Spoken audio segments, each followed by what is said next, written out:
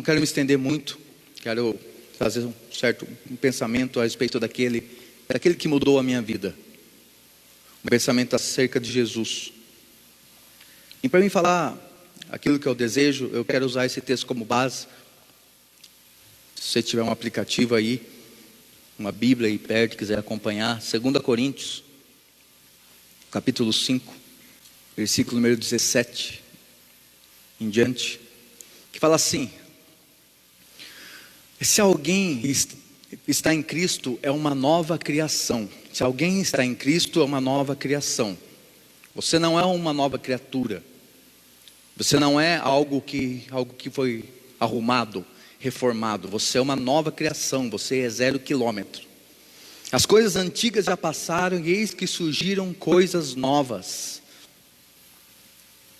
E ele continua dizendo, isso tudo provém de Deus. Reconciliou, presta atenção nessa palavra, que nos reconciliou consigo mesmo. A palavra, meu irmão, é reconciliação. Eu quero trazer uma palavra para você hoje a respeito daquele que mudou minha vida, Jesus, e que diz respeito àquilo que Ele fez na minha vida. A palavra não é arrependimento, a palavra é reconciliação. Ele veio nos reconciliar. Tudo isso provém de Deus, que nos reconciliou consigo mesmo por meio de Cristo Jesus. Quer dizer, tudo depende dele, percebe nesse texto? Esse texto diz que Ele mesmo fez esse intercâmbio, Ele mesmo reconciliou. Não foi uma obra minha, não foi uma obra do homem, foi uma obra dele. Nos reconciliou consigo mesmo e nos deu o ministério da reconciliação. Ele não só nos reconciliou consigo mesmo, como Ele nos deu uma tarefa agora. Que tarefa é essa? Anunciar o quê? A reconciliação, ela é real. Você foi reconciliado com Deus. Ou seja, que Deus em Cristo estava reconciliando consigo o mundo. Ele não enviou um anjo, Ele não enviou alguém que não importava, Ele mesmo veio através do seu Filho. Ele mesmo fez a obra. Ou seja, que Deus em Cristo estava reconciliando consigo o mundo, não lançando em conta os pecados dos homens. E nos confiou a mensagem da reconciliação, não lançando em conta os pecados dos homens. Jesus reconciliou o mundo com Ele. A raça humana, não ficou ninguém de fora. A cruz é perfeita. A cruz é suficiente. O sacrifício de Cristo é suficiente. Ninguém vai para o inferno, meu irmão. Ninguém vai para o inferno porque pecou. Você consegue entender isso? Quantas pessoas estão com medo de ir para o inferno porque vivem uma vida de pecado? Não é isso que tira você do céu, não é isso que coloca você no inferno, entenda isso. O que coloca você no inferno, o que te leva à perdição, é você não aceitar essa palavra. Que palavra? Reconciliação. É você não entender, é você não crer que Jesus já fez tudo, que você não precisa viver uma vida miserável. Ninguém vai para o inferno porque pecou. Só poderá ir para o inferno para aquele que rejeitar a obra da reconciliação. Você já está perdoado. Perdoado por Deus em Cristo Jesus. E isso não tem nada a ver com religião. Isso não tem nada a ver que se você frequenta a religião tal, a igreja tal. Isso não tem nada a ver, meu irmão. Olha o que diz esse texto que está lá em 1 Timóteo capítulo 1, versículo 15.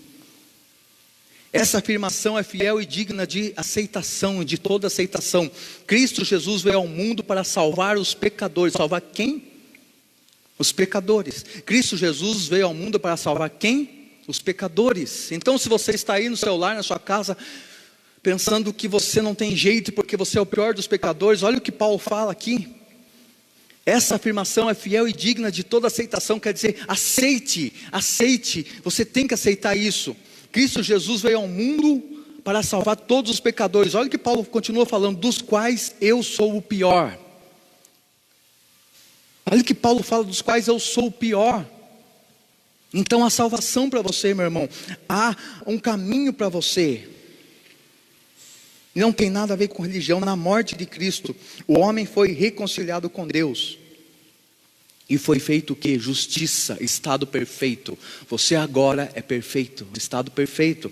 Olha o que diz esse texto, 2 Coríntios, capítulo 5, versículo 21. Porque Deus tornou pecado por nós, porque Deus tornou pecado por nós aquele que não tinha pecado. Você consegue entender isso?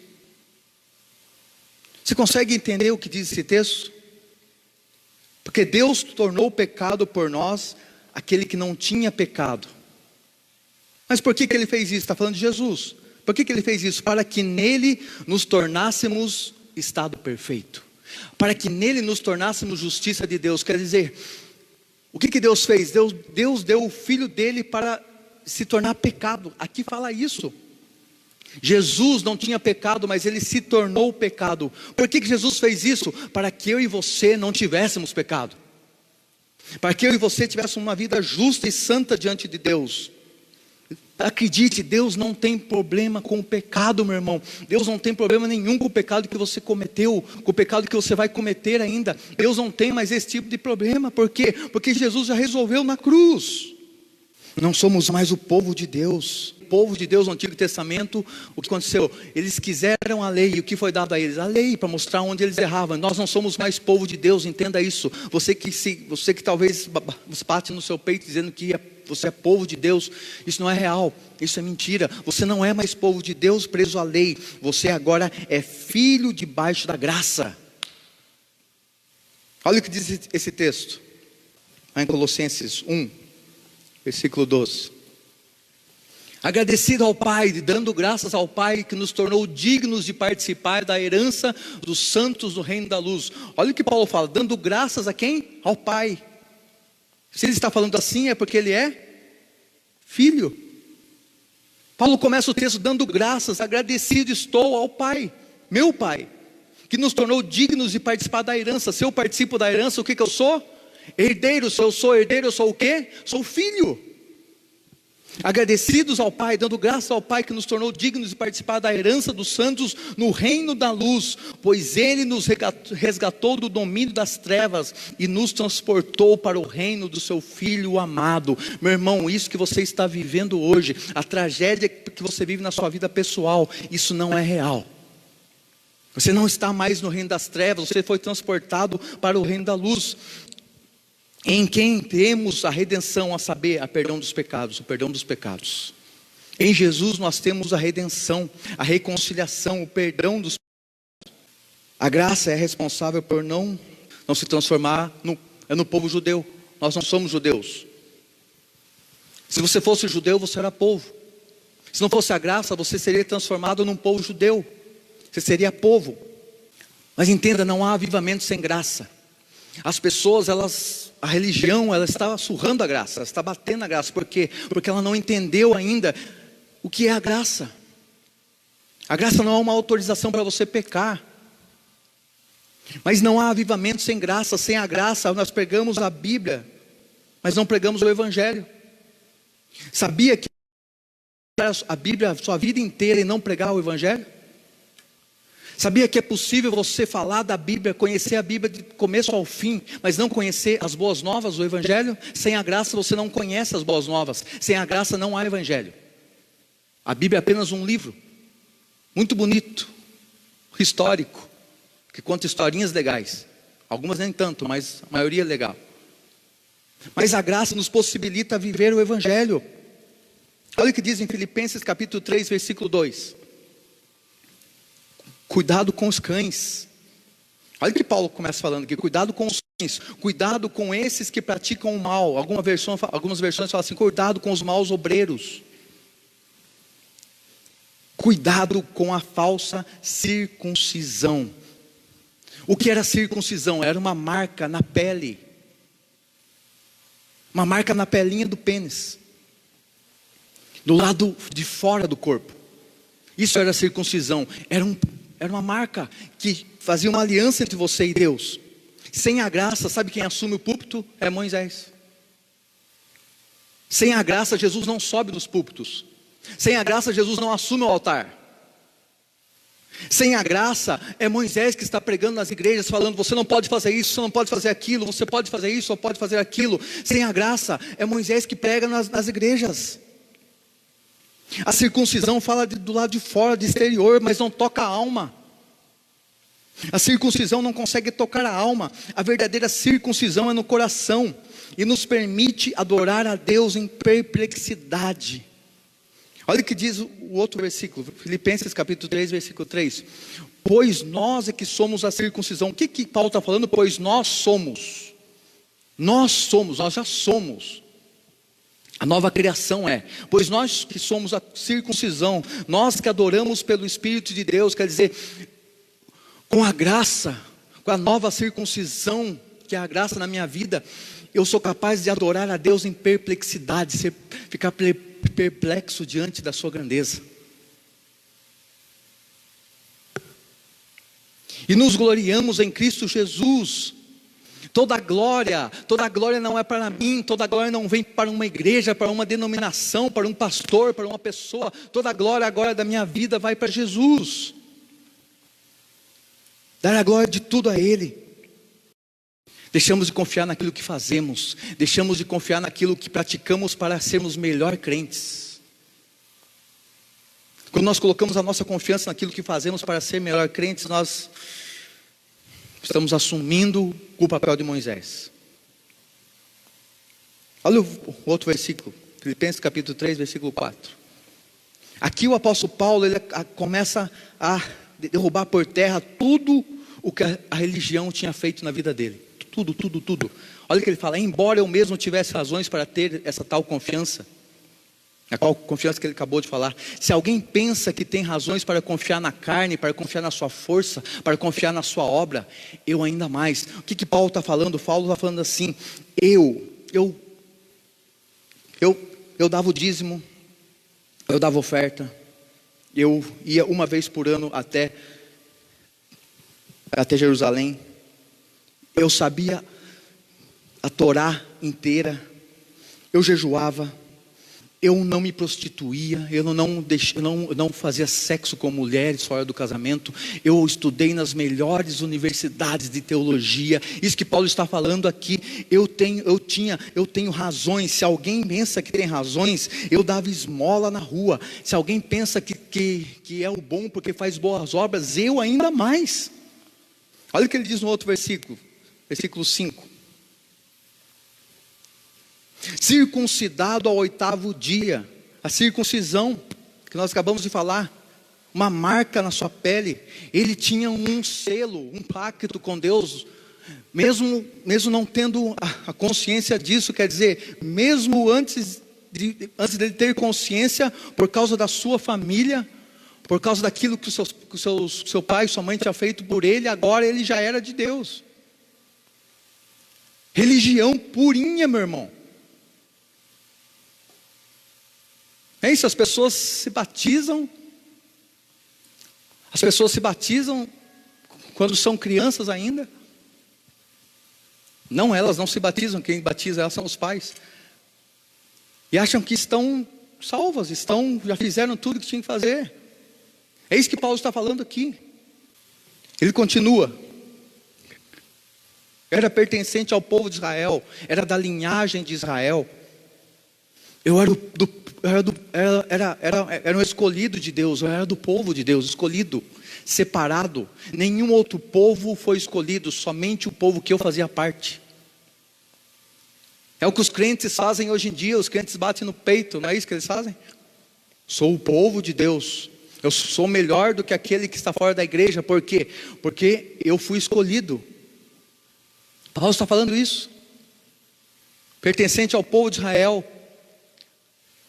a tribo de Benjamim. A tribo de Benjamim foi a única que não se misturou, meu irmão. A única que não teve mistura de sexo. Pessoas de outras tribos entrando, pessoas de outro povo entrando. Foi a única das tribos. Quer dizer, não tinha mistura. Era perfeita em sangue, era pureza no sangue. Pessoas que se gabam por quê? Porque nasceram num lar evangélico, num lar cristão e nunca se misturaram com nada. Verdadeiro hebreu, hebreu de hebreus, quer dizer, era filho de hebreu por parte de pai e por parte de mãe. Hebreu de hebreu.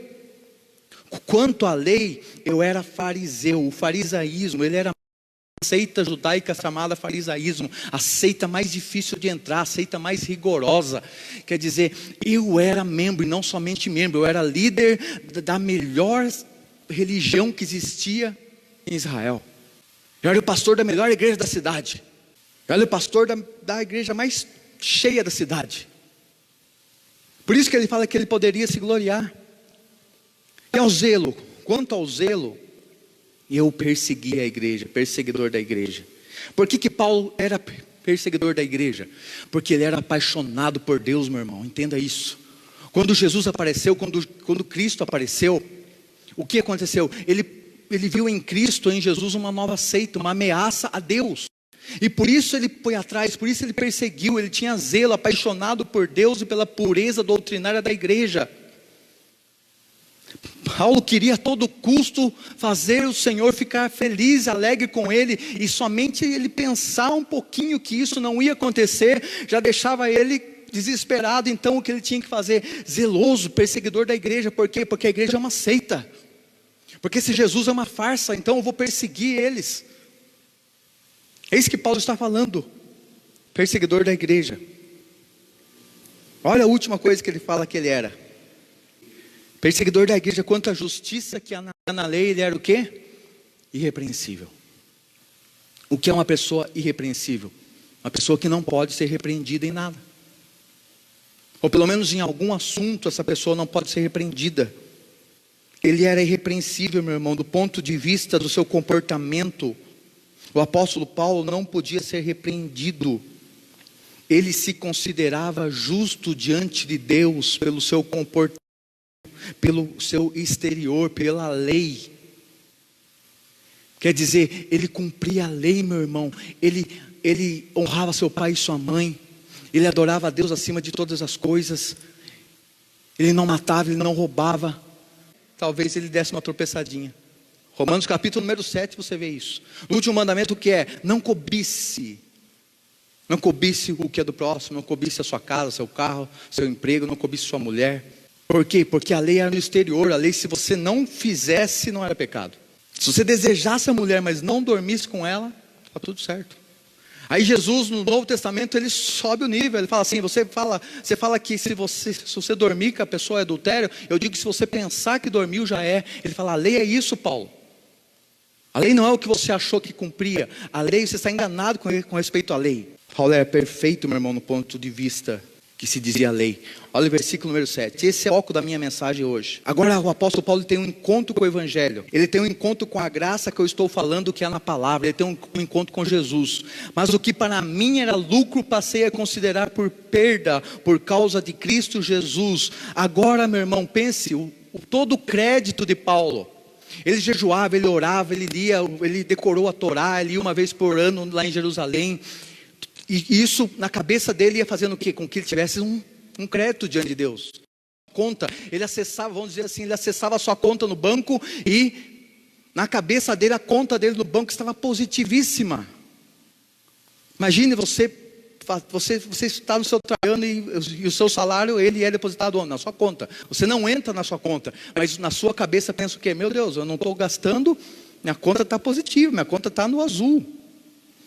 Agora ele fala assim: o que para mim era lucro, passei a considerar por perda por causa de Cristo Jesus. Quando ele encontra Jesus, ele acessa a sua conta e ele vê que ele está no negativo. E não é apenas um negativo, é uma conta que ele não pode pagar.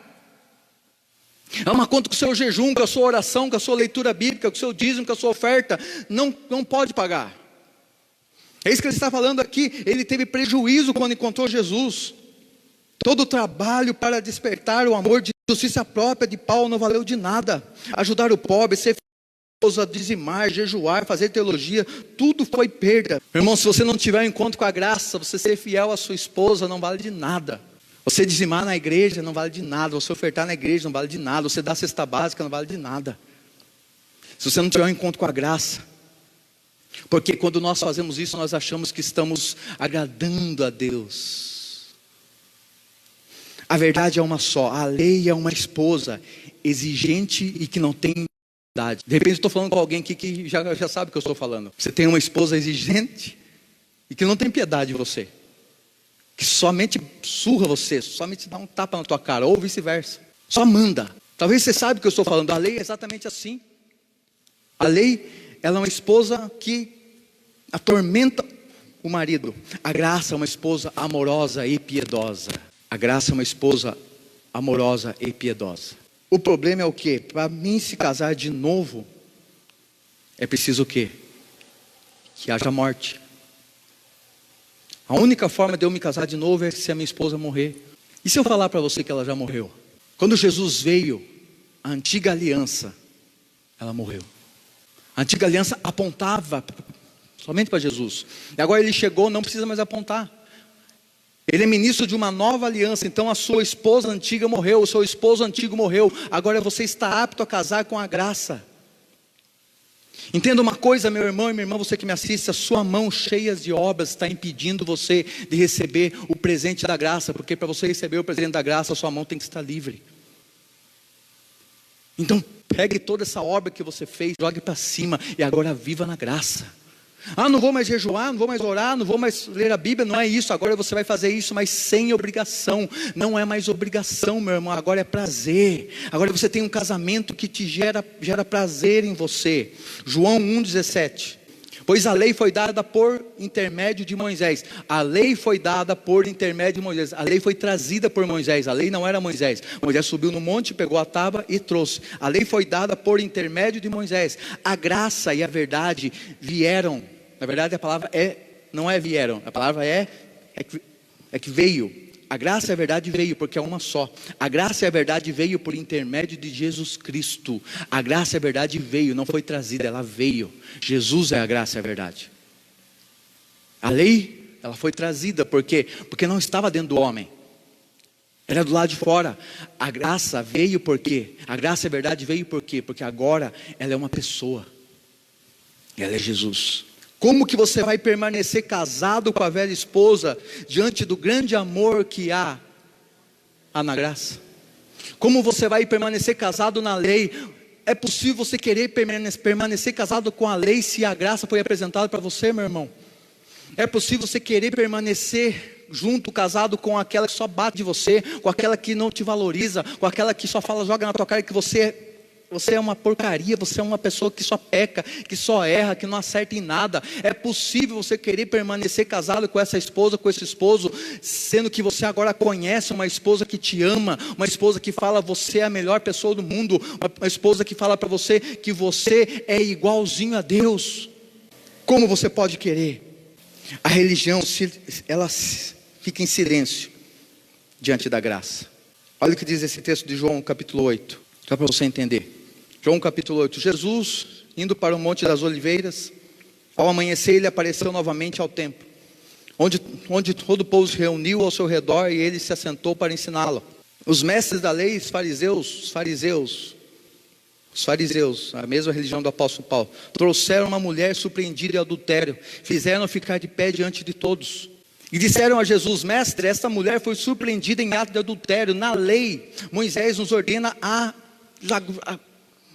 jogar pedra nela, a apedrejar ela. E o Senhor, o que diz? Eles estavam usando uma pergunta como armadilha, a fim de terem uma base para acusar Jesus. Mas Jesus inclinou-se e começou a escrever no chão com o dedo. Visto que continuavam a interrogá-lo, ele se levantou e lhe disse, se algum de vocês estiver sem pecado, seja o primeiro a tirar a pedra nela. E continuou escrevendo no chão. Os que ouviram foram saindo, um de cada vez, começando com os mais velhos. Jesus ficou só com a mulher que estava de pé diante dele. Então Jesus se colocou em pé e perguntou, mulher, onde estão eles? Ninguém te condenou? A mulher disse, ninguém. Declarou Jesus, eu também não te condeno. Agora vai, abandone sua vida de pecado. O que aconteceu nesse texto? A religião silencia diante da graça. Os religiosos, a religião pegou a mulher em pecado. A mulher estava nua, entenda isso. Eles trouxeram a mulher do jeito que eles acharam, na cama. Os religiosos trouxeram diante de Jesus uma mulher nua que estava em pecado. A religião trouxe. Estava apontando a ela, o pecado. E Jesus ali, com toda a paciência, escrevendo. Então eles insistem, colocam a lei diante de Jesus. Falam, nós queremos... Agora a lei de Moisés diz que tem que matar ela. E você o que fala? Jesus se levanta, e eu acho tão interessante, Jesus se levanta assim, e ele fala assim, se algum de vocês não tiver pecado, atire. Eu penso comigo, Jesus estava se referindo a que pecado? Meu irmão, eram homens. Imagine comigo a cena, homens que estavam com uma mulher nua, e trouxeram ela durante todo um caminho, uma mulher nua. Jesus estava falando assim: você que estava com essa mulher, você que trouxe essa mulher nua, se você não olhou para ela, se você não olhou para as pernas dela, se você não olhou para os seios dela, se você não olhou para a bunda dela, as nádegas, tá bom, vamos melhorar a palavra aqui. Se você não fez isso, atire a primeira pedra. Se na sua mente não passou um desejo por essa mulher, atire, pode atirar. É isso que Jesus estava falando. É isso que Jesus falou para eles. E sabe o que aconteceu? O texto diz que desde o mais velho começou a jogar a pedra no chão e a ir embora. Por quê? Porque eles desejaram, porque a lei era exterior. O que tinha na cabeça deles? Se eu não me deitar com essa mulher, eu posso olhar. É o que Jesus fala. Você fala que se você dormir com a mulher é pecado. Eu te digo que se você olhar e desejar, já é. É o que Jesus fala. A lei tem que silenciar diante da graça. Moisés fala não pode, a graça fala se quiseres, eu quero. Se você quiser, eu quero. Olha o que Paulo fala no Filipenses capítulo 3, versículo 8. Muito mais que isso, considero tudo como perda, comparado com a suprema grandeza do conhecimento de Cristo Jesus, meu Senhor, por cuja causa perdi todas as coisas. A mensagem atingiu o apóstolo Paulo de uma tal maneira, de uma tal forma, que ele jogou todo o seu trabalho no lixo. E ninguém trabalhou tanto para Deus como ele. Meu irmão e minha irmã, você pode trabalhar o quanto você quiser, você não vai chegar aos pés de Paulo. Ele foi responsável em evangelizar. O apóstolo Paulo abriu igrejas no mundo inteiro na época dele, evangelizou o mundo inteiro da época dele. O encontro com Jesus levou o apóstolo à falência, acabou com a vida perfeita dele. Olha o que ele fala ainda no finalzinho do versículo: eu as considero como esterco, como estrume, considero tudo que eu fiz como o que é um estrume, meu irmão?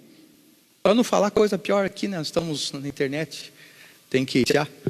Mas o que é um estrume? Eu considero como estrume, como esterco, para poder ganhar a Cristo. Na lei, o homem, meu irmão, na lei é o homem que traz a oferta. Na lei o homem traz a oferta na mão, porque ele quer comprar a Deus. Mas na graça é Deus que é o ofertante. Consegue entender isso? Na lei, nós queremos comprar Deus, e nós trazemos uma oferta para comprar Deus, ainda hoje na igreja. Faça um propósito para conseguir comprar seu carro 0 quilômetro. Quero trocar meu carro, fazer um propósito financeiro. Na lei nós queremos comprar Deus, nós fazemos uma oferta para comprar Deus, mas na graça é Deus que traz a oferta. Não é muito melhor, meu irmão?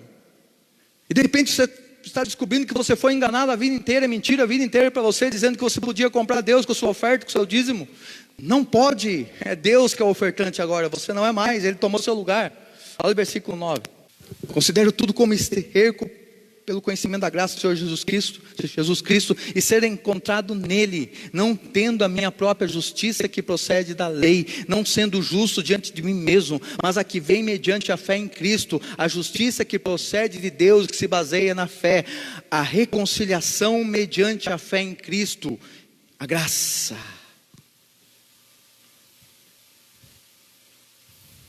A moralidade, meu irmão, não me leva ao Evangelho. Nós temos que parar para pensar o seguinte: eu ficar ministrando a moralidade na igreja não leva ao Evangelho. Mas o Evangelho me leva à moralidade. Nunca mais abra a Bíblia, nunca mais leia a Bíblia se você não encontrar Jesus nela. Não posso ler o Antigo Testamento, leia, meu irmão, mas procure Jesus lá. Procure. E para nós finalizarmos, para você entender o que eu estou falando, para nós fecharmos o que eu estou falando. Um dia João Batista é o cara que esperou a vinda de Cristo, ele veio preparar o caminho. A Bíblia diz que ele veio preparar o caminho. João Batista um dia viu Jesus chegando ali onde ele estava e falou: eis o Cordeiro de Deus que tira o mundo. Ele afirmou: eis o Cordeiro, esse cara é o Cordeiro de Deus, esse cara é o Filho de Deus. Ele chama Jesus e ele leva Jesus até a água, as águas do batismo, ele se batiza nas mãos de João. Aí João Batista é preso, e dentro da prisão ele começa a ouvir as coisas que Jesus fazia. Ele começa a ouvir o quê? Que Jesus ia nas festas, que Jesus se misturava com as pessoas que não deviam, que Jesus era muito diferente dele. Aí ele chama os seus discípulos, e chama e fala assim, aí pergunta para Jesus se ele é o Messias que havia de vir. Vai lá e pergunta para Jesus se eu não errei com respeito a ele. Vai lá e pergunta para Jesus se ele realmente é o Filho de Deus. O mesmo cara que tinha certeza que Jesus era o Filho de Deus, agora ele já não tem tanta certeza assim. Mas por que ele não tem certeza? Porque Jesus era muito diferente dele.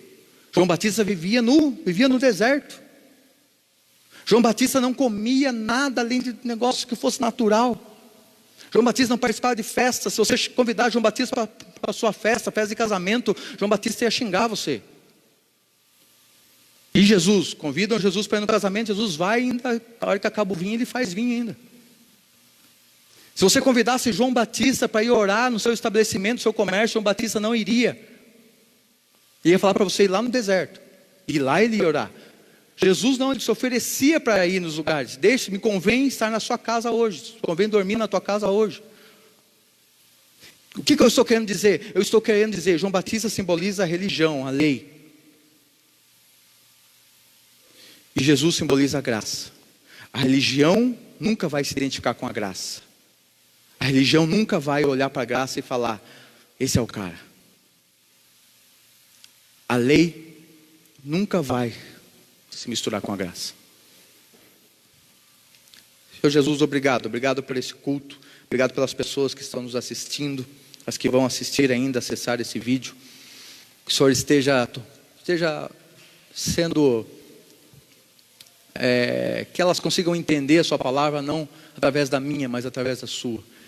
Que elas consigam, através do Espírito Santo, Pai, entender o que Deus quer falar com elas.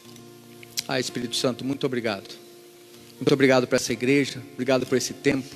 Nós declaramos, Pai, que tudo isso que nós estamos vivendo hoje, isso vai passar. Declaramos que a bondade de Deus, ela é infinitamente maior do que tudo isso que está acontecendo hoje. E em nome de Cristo Jesus, nós declaramos, Pai, que as pessoas verão a Tua bondade. E elas entenderão que não é da Sua vontade, Pai, tudo isso que está acontecendo. Porém, diante de tudo que está acontecendo, o Senhor ainda consegue usar as pessoas, usar as situações. Obrigado, Pai. Obrigado por essa noite. E nos esteja conduzindo para uma semana cheia da Tua graça, da Tua paz. Em nome de Cristo Jesus. Eu imagino que se Jesus não falasse o nome de Lázaro, todos os mortos ali iriam ressuscitar. Sabe o que Jesus está falando hoje aqui? Ele está falando o seu nome. João, saia para fora. Maria, saia para fora. Pedro, saia para fora. Pio, saia para fora. Dom, saia para fora. Laudinei, saia para fora. Silvana, saia para fora. Seja lá qual for o seu nome, Ele está chamando você, meu irmão. Não fique pensando, essa mensagem é para aquele que não veio. Fulano tinha que estar aqui. Não, fulano não tinha que estar aqui. Você está aqui, Ele está falando com você. É com você que Ele quer falar. É você que Ele quer colocar a vida dele, a vida de Cristo em você, em mim, em você, porque eu e você vamos fazer a diferença na nossa cidade, no nosso estado, no nosso país, no mundo.